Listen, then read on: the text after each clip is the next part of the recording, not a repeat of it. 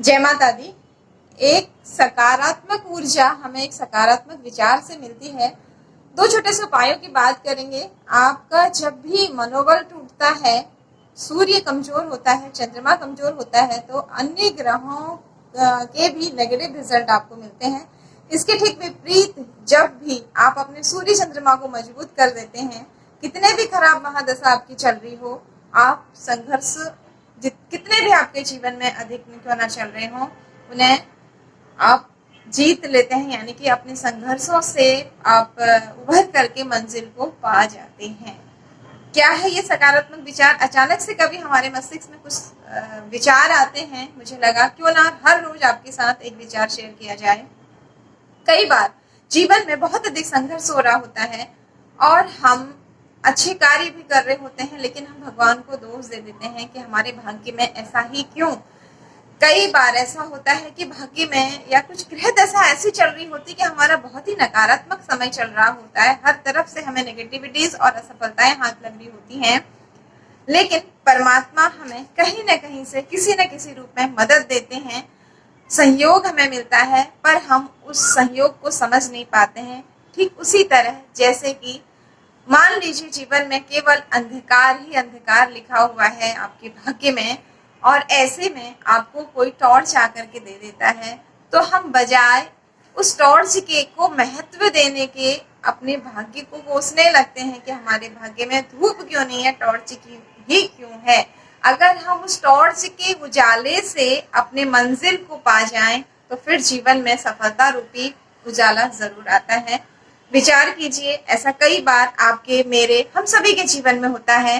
अगर हम सारी नकारात्मकताओं के बीच में से कोई एक अच्छा सकारात्मक पॉइंट ले लें, यानी कोई एक सकारात्मक साधन, कोई एक सकारात्मक इंसान आपके आसपास आप ढूंढ लें और उसके द्वारा आप अपने लक्ष्य की तरफ बढ़ें संघर्ष करते हुए, तो निश्चित रूप से हमारी सफलता बढ़ती है। अब बात करते हैं, कई बार जैसे आपसे कहा कि चंद्रमा और सूर्य जब कमजोर हो जाते हैं, किसी भी घटना से भी ये कई बार कमजोर हो जाते हैं, तो वहां पर आपके कोई शुभ ग्रह हैं, वो भी बहुत अच्छा रिजल्ट आपको नहीं देते हैं, क्योंकि कर्मठता, कर्म प्रधानता जरूरी है।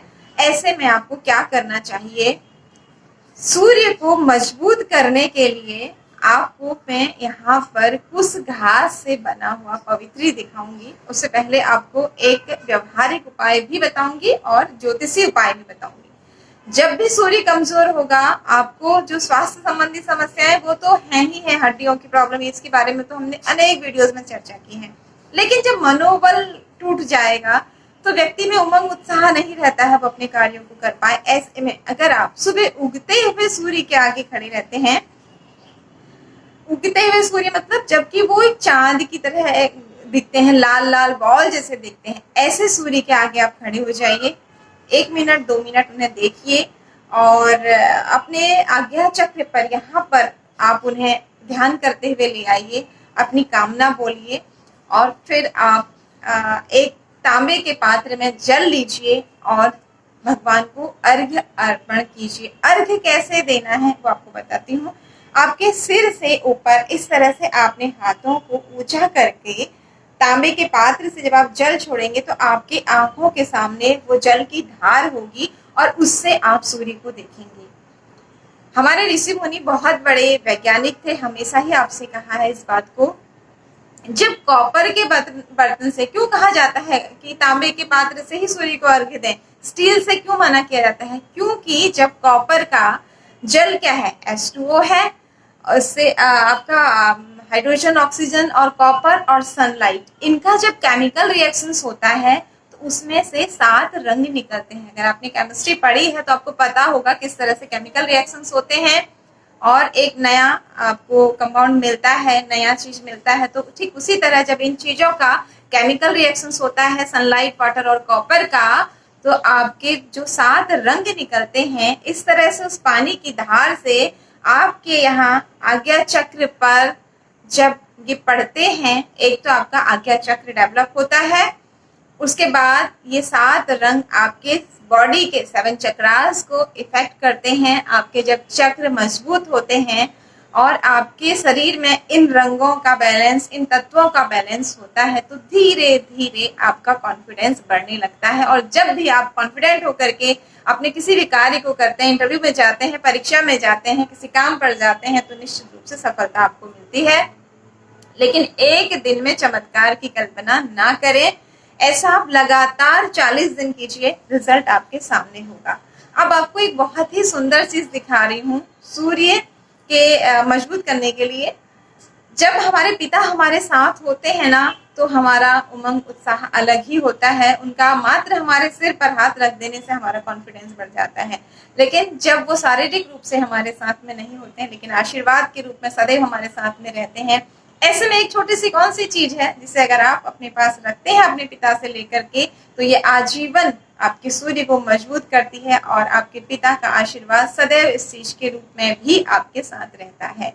ये कुशा से निर्मित ब्रह्मा है जिसे कि हम कलश में रखते हैं। हमारे पूज्य पिताजी ने हमें आशीर्वाद के तौर पर दी थी और हमने इसे बहुत संभाल के रखा है। हमारे लिए ये एक अनमोल रत्न है जिसका कोई मोल नहीं है। और जब भी जीवन में संघर्ष की स्थिति लगती है, कुछ कंफ्यूजन की स्थिति लगती है, मनोबल टूटा हुआ लगता है, सूर्य देव के आगे खड़े होते हैं, उनकी दी हुई इस चीज को याद करते हैं और निश्चित रूप से अंधेरों को छेदता हुआ एक प्रकाश का किरण, एक टॉर्च हमें मिलता है जो हमें निश्चित रूप से उगते हुए सूर्य के सामने खड़ा कर देता है। ये जो है पवित्री है। कुछ घास से ये ब्राह्मण देव ने हमें दी है निर्मित करा करके। आप भी चाहें तो कहीं भी आप पूजा की दुकान से कुछ घास ले आए, या कहीं गाँव में आप सौभाग्यशाली हैं, ऐसी नदियों के किनारे आपको जाना मिलता है जहाँ कुछ घास रहती है, वहां से आप ले आए। इस तरह से आप इसे बनवा लें, इसे आप अपने पूजन स्थल में रखें। इससे आप जब अपने देवी देवताओं पर जल का छिड़काव करते हैं तो पितृदोष आपके घर से जाता है। साथ ही आपके सूर्य ग्रह से संबंधित जो भी समस्याएं हैं वो दूर होती हैं। और अगर ब्राह्मण से योग्य एक अपने कुल पुरोहित से आप आशीर्वाद के रूप में कोई भी चीज लेते हैं, तो निश्चित रूप से न केवल आपका सूर्य बल्कि आपके बृहस्पति भी मजबूत होते हैं। ब्राह्मण की वाणी, एक वेद पाठी ब्राह्मण की वाणी, संत की वाणी ये कभी भी व्यर्थ नहीं जाती है। वो सच्चे दिल से अगर आपको कुछ आशीर्वाद देते हैं, कोई वस्तु देते हैं, वो निश्चित रूप से आपके लिए अनमोल होती है। इस तरह से आप इन चीजों का प्रयोग कर सकते हैं। आने वाले समय में आपके बच्चे भी आपकी चीजों का इस तरह से प्रयोग करेंगे। और ये सच है कि इस तरह से हम उनके यहाँ पर हमारे आसपास जो शारीरिक रूप में उपस्थित नहीं होते हैं, तो भी हम उन्हें महसूस कर सकते हैं, उनकी कृपाओं को प्राप्त कर सकते हैं।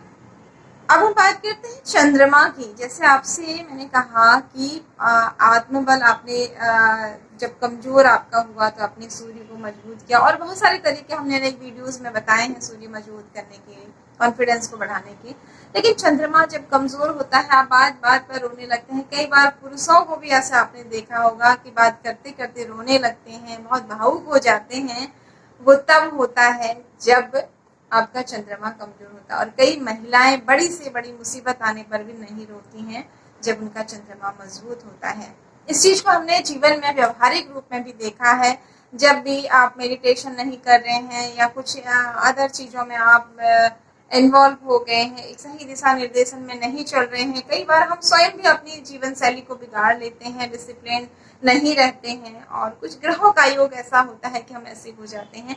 हमारा चंद्रमा जब उस समय और हम अपने कार्यों से भी कमजोर कर लेते हैं, तब बहुत सारी चीजें हमारे आसपास होती हैं, अपॉर्चुनिटीज होते हुए भी हम उनका लाभ नहीं ले पाते हैं, क्योंकि आलस से बढ़ जाता है जब भी सूर्य चंद्रमा कुपित हो जाते हैं। और जब आलस से बढ़ गया तो आप कहेंगे मेरा कुछ करने को मन ही नहीं कर रहा, मेरा शरीर थका हुआ है। शरीर से ज्यादा मन थकने से इंसान को परेशानी होती है। तो मन के थकने का मतलब है कि आपकी कोई कार्य, कोई वास्तु हो सकता है, कुंडली में चंद्रमा कमजोर हो सकता है, बहुत सारी चीजें होती हैं। विस्तृत रूप में हम इसकी चर्चा करेंगे। कई बार अन्य लोगों की कुछ ऐसी चीजें, क्रियाएं होती हैं जिनकी वजह से भी आपका चंद्रमा कमजोर होता है। कैसे करें चंद्रमा को मजबूत?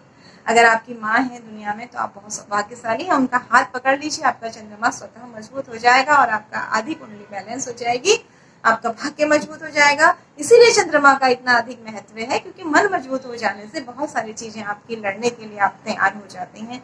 लड़ने से मतलब आप अपने जीवन के संघर्षों से लड़ने की बात यहाँ है, अपने लक्ष्य की तरफ बढ़ने की बात यहाँ पर है।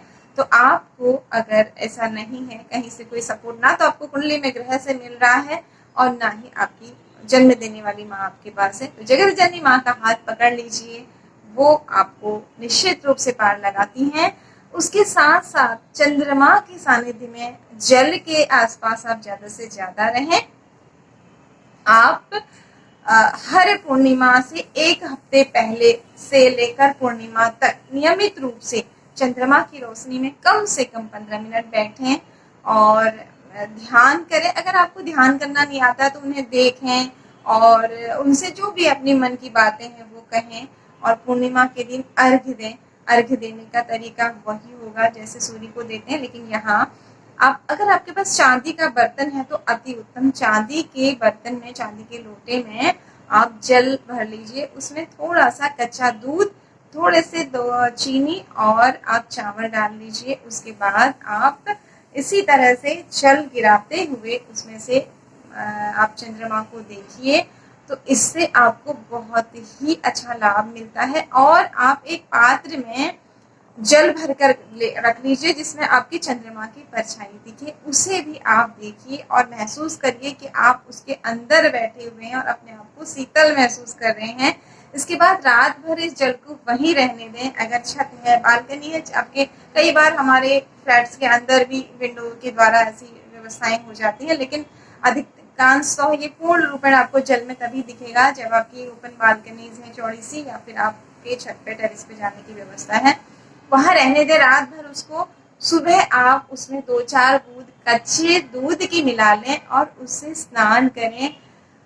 उस जल को आप पीने के जल में तुलसी पत्र डाल करके भी मिला लें, जैसे आपके फिल्टर है जो भी है उसमें मिला लें, उसमें थोड़ा गंगा जल की बूंदें डाल लें। आप देखिए उस जल को पीने, जब आप पिए ना उस समय आप खुद से कहें कि इस जल को पीने के बाद मेरी बॉडी की, मेरे मन मस्तिष्क की सारी नेगेटिविटी दूर होकर के मैं अपने आप को बहुत पॉजिटिव महसूस कर रहा हूँ।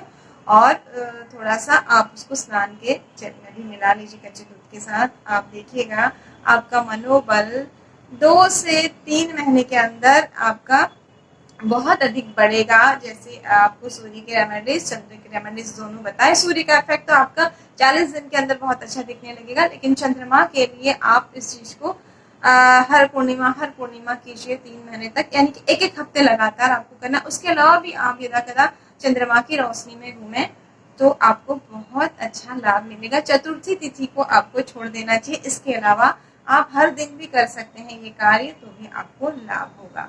करके देखिए, जीवन में परिवर्तन जरूर आएगा। सफेद वस्त्रों का प्रयोग ज्यादा करें। अगर आपका मन बहुत परेशान रहता है, आप हल्के रंगों का प्रयोग करें। गहरे रंगों के, नीले काले रंगों के प्रयोग से बचें। निश्चित रूप से आपको लाभ मिलेगा। उपाय कीजिएगा और अपने अनुभव जरूर शेयर कीजिएगा। जिन लोगों ने अपने अनुभव शेयर किए हैं उन सभी का तहे दिल से शुक्रिया। आप सभी जब अपने अनुभव बताते हैं तो फिर आगे और कुछ प्रयोग करने का मन करता है। आगे बढ़ने के लिए आप मुझे प्रोत्साहन देते हैं। इसी तरह से मेरा उत्साह बढ़ाते रहें। शीघ्र ही प्रयास करेंगे अगले 1-8 महीने में आपका लाइव शो हो, और छोटे छोटे कुछ वीडियोस में हर दिन के कुछ सकारात्मक विचारों को शेयर करने की कोशिश करेंगे। आज्ञा दीजिए। जय माता दी।